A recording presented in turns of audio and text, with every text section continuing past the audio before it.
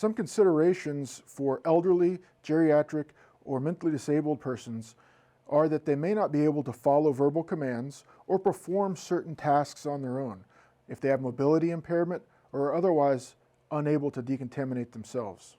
In that case, some considerations that we may give would be to assigning a child to a parent, in which case the child would go with the parent whether they were considered ambulatory or non-ambulatory.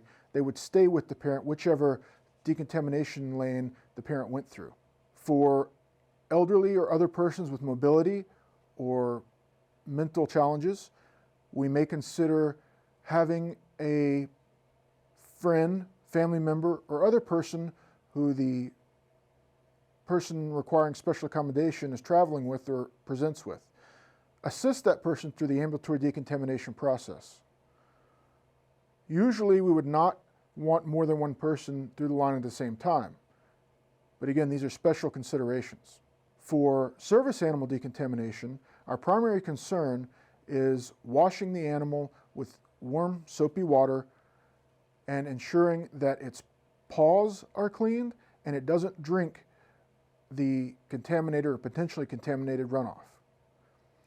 One of the things to remember is that canines in particular have multiple coats of hair and oil protection on their skin and are thus fairly impervious to most secondary contamination.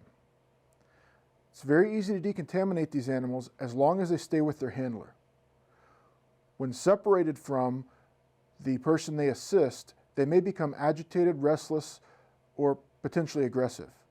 It's important to remember that canines are, as service animals, are well trained and will generally obey commands when their handler is present.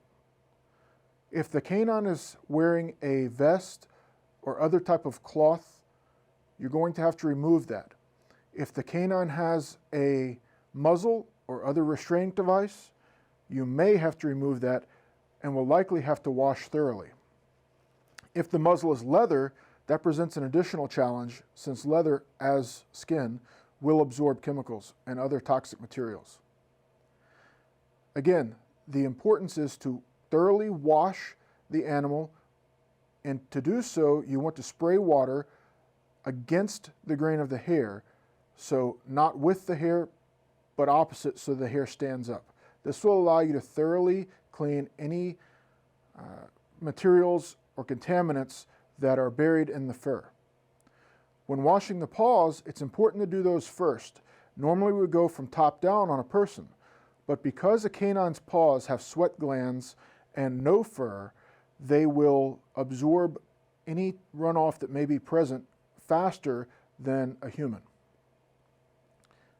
That concludes the special considerations for canines and other populations.